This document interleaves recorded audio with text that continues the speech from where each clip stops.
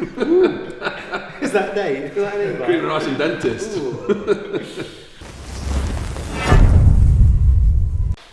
So, welcome to this video. As you know, you all know Jamie Joe. How, if you don't, you've been asleep or hiding under a rock. But this is... I don't know what it is. We're talking weaknesses? Talking about weaknesses. So, we've just hit a back session up, and now we're going to talk about basically some of the muscle parts what I've had to improve on, some of the things Jamie wants to improve on his physique and how he's approaching it. For me, mine was about my back this year. You saw at the Arnold, I managed to bring that up, and instead of it being a weak point, it was actually a strong point for me this year. And we'll just talk about how I approached it for the first 6 months of this year, in lockdown as well, and then we'll see if you can talk about you. I've got a few weak points that I need to iron out, let's say. Go on then. Well, you want to talk about them first? Let's talk about it. I don't know what your calves are they any good? hence wearing trousers all the time. Mate, my calves are a long-standing debate. I'm 6'5", so I have long calves. Yeah. But if there's anything I could say about the weak body part is, I think a lot of people use the excuse that it's poor genetics. Yeah. But if I'm deadly honest, calves is probably the least thing I've trained my whole training life. Yeah. So I've definitely not given them the attention they need. Yeah. So this off-season, my plan is to prioritise them to the degree where I'm actually now looking for a calf machine to put in my garage. Nice. So I can train them every day. Is that? I'm going to say, is that what you're going to do then? Yeah, train them every day. We all have routines in bodybuilding, don't we? That's going to be part of my morning routine. Yeah. Maybe a bit of abs, calves, and then cardio, which for me in the off-season is a walk. So I'm just going to say this now. I'm going to jump in now, and I'm not trying to be negative on that. Calves again for me is a weak point for me. And I religiously trained them for years, and I did twice a week, which might not have been enough. Yeah. But I did heavy weight, overloaded them, 6 to 8 reps, like just at the end of a session or whatnot. And then the other one would be high reps, high volume, 3 or 4 days later. And I've got definition there. They are cut everything, but they are still stringy as hell. And in the end, I just gave up. Well, that's what's happened to me in the past. That's what I mean. I've always had periods where I prioritised them, and then just thought, fuck this. Hey, but to be fair, I've never trained every day though. That could be a good shout. I do think I need to be a stubborn arse. Yeah. And just, it's like, have you ever tried to grow your hair? Oh, here we go. If you try to grow your hair, you get to that point where you've got tennis ball heads. Yeah. And you either make it through or you shave it off or cut it again. Yeah. So that's the point. I've got tennis ball head in my calves and I've shaved it off. I need to go through and get it shoulder length. And that's the 20-inch calf, the shoulder length. So we'll see. Yeah, that's fair enough. Fair enough. For me, it was about my back and my triceps. Calves, they're always weak. It's everything basically. But no, for me it was mainly my back this year, and I went on the approach old school. Dave Titterton, you remember Dave, don't you? He was 3 times Mr. Universe, super heavyweight class 1 in NABA, and he was a training partner of mine, and he struggled with his back. So we used to train it like that, which was a Monday we'd focus all width exercises, and on a Friday we'd focus more about thickness. William Bonnet, he does the same. Even to this day, he trains his back twice a week. And on those days, either the day before or the day of, depending what time I train, I'll really ramp the calories up just to try and get that extra, obviously, pump and energy into the session. From 2,000 to 3,000. I'm on 4,500. Joking. 4,500. And then I'd put in, I know it sounds silly, but potassium, like banana before I train, just to help the volume, blood flow. And I feel that has helped massively, to be honest. I think if I think about my leg development over the past years, when I made the most progress is when I split my hamstrings and quads and did it twice a week. And I think your muscles can recover, especially if you split them up and train them how they should. That's definitely a good take home. That's something we did. So Dave, we did hamstrings and calves, quads and calves. That's when I said I trained twice a week. And that made a massive difference. But for me, I'm going to carry on with this. Like, it's only been 6 months. And again, it wasn't even about that. It was also about my posing as well on stage. We were talking about that earlier, that I got lazy because I'd stepped on the Olympic stage 6 times, competed for like a decade now. You just kind of get a routine going and don't change anything up or like them finer tweaks. And I went between poses. I went from a bodybuilder to like men's physique posing, and I rounded my shoulders forward and it just flattened my whole back off. But because I've been trained on my own, I had no one there to correct it, and it was only this year taking on a posing coach little tweaks made a world of difference. So for me, that was invaluable. I think, to be honest with you, with my posing as well, I know it can still be better, but I made certain adjustments to my pose this year, improvements, and everyone's made up differently, so you've got to play to your strength in terms of shape and angles, and you only get that through practice, don't you? Yeah, and that's one thing as well about your physique. You've never, if we can touch on this, but like your waist, you've always kept your waist tight with the size you are. How have you done that? Have you? It's my hernia belt. No, to be honest with you, no. I think the belt is a valuable point because it's got pros and cons, hasn't it? Like we discussed earlier. Yeah. I've always wore a belt when I train, but I think that's lent towards positives in terms of small waist and it not getting bulky because my core's always tight. Yeah. But at the same time, I've definitely got a weak lower back because I've not strengthened the core and the lower back up by not using a belt.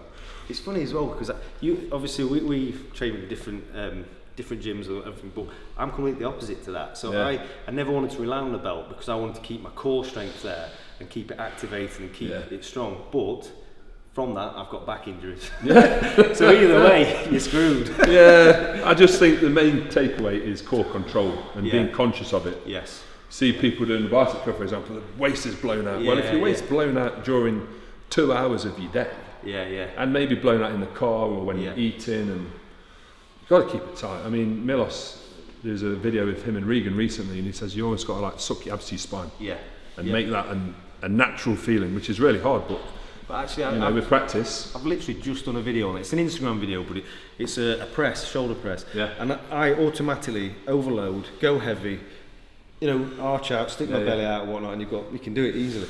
You retract back, stick your lower back into the bench, and actually keep your core tight. Not only move it, and I was like, right, I need to go back to basics, and it's just over time trying to go heavier, trying to push it. You kind of neglect your form. Concentrate on that. But like you say, with the off season and the food thing, I'll eat 8,000 calories in my off season, and I'm bloated and training, and you're putting food on top of food. You feel like. Is that your plan this year? So you said you're going into an off season, obviously for competing going forward. Yeah. We're now obviously 4 weeks post Arnold. What's the plan going forward? It's just almost stagger into it. I've had me downtime. Now it's serious time. After this week, do a bit more talking first. Tomorrow. Start from Monday, we've got another week. But I would like to. They say, you hear these buzzwords now in the fitness industry. One of them is reverse diet. And I do believe that you have to reverse your diet in the sense that the calories going into off season has to be staggered up. Just like in prep, staggers down. And I think that helps the control in the midsection. Digestive tract. We know after a show you put 10-20 pound on. But a lot of that's going to be water. Of course. And a lot of that's going to be on your heart, your organs. And I'm big, like you are, about health with having a family. One thing I'm doing that I'm not sure whether you do it yourself or agree with is, I had a muscle camp here last week, and one thing Dave Crossan touched on was why bodybuilder deaths are higher than things like strongman and powerlifting. And one of the main reasons he touched on, like his thought process, was that in other sports they still have a high amount of cardiac output in their events. Bodybuilding, it's not really working this. So my cardio in the off-season is walking. Which is great because I feel fit, I'm walking a lot, I'm doing loads of steps. But I'm not working this. So I'm actually going to do HIIT cardio every day. 10 minutes, 20 minutes. But I think that's going to work this, and then that's going to lend well to the training in the high rep sets. So I think that's going to that's good. Keep it healthy. What do you think obviously we were talking about being very sporadic in our training and stuff, and I'm not one for doing 6 to 8 reps and then having 4 minutes rest or anything. I have to keep going, I have to be. So would you class that as like a high intensity if you're like doing like giant sets, super sets to finish, or would you just mean like something like sprints, hill sprints, or away from the weights?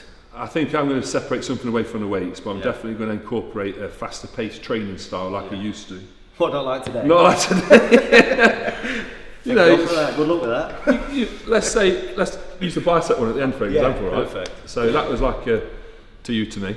To me, to you. Non-stop, going. The pump at the end was insane. Whereas somebody could get focused on a logbook and do 3 sets, have 3, 4, 5 minutes rest in between. I've never felt like I had the same pump.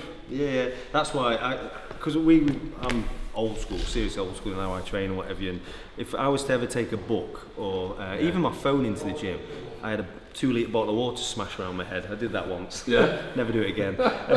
So it was always taught like that. So that for me just doesn't stimulate me. I need to be just sporadic, go, keep the heart rate up, and just how I feel on the day. So if I'm feeling strong, I've got a lot of calories in, I'll touch the heavier weight. If I'm feeling a bit fatigued and my head's not in it, I ain't going to risk injury. I'll go for more higher reps and stuff.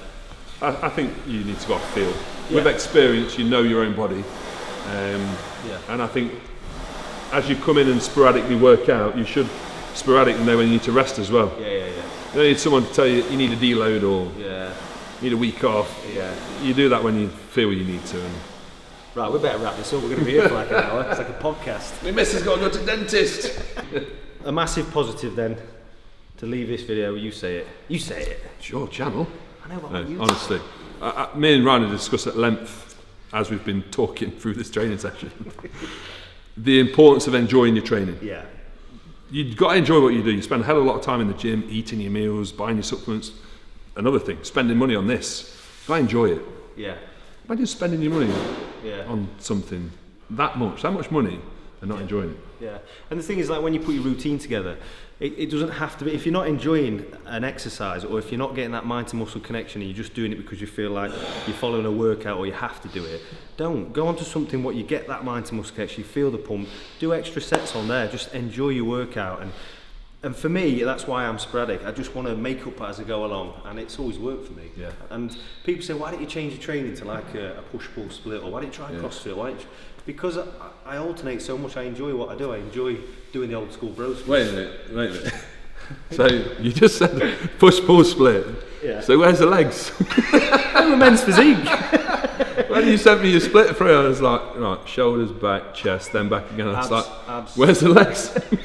Hey, we don't train legs, men's physique. You've got decent legs, but obviously they're just a neck, right? Never trained them in my life. Leg day for physique, cycling.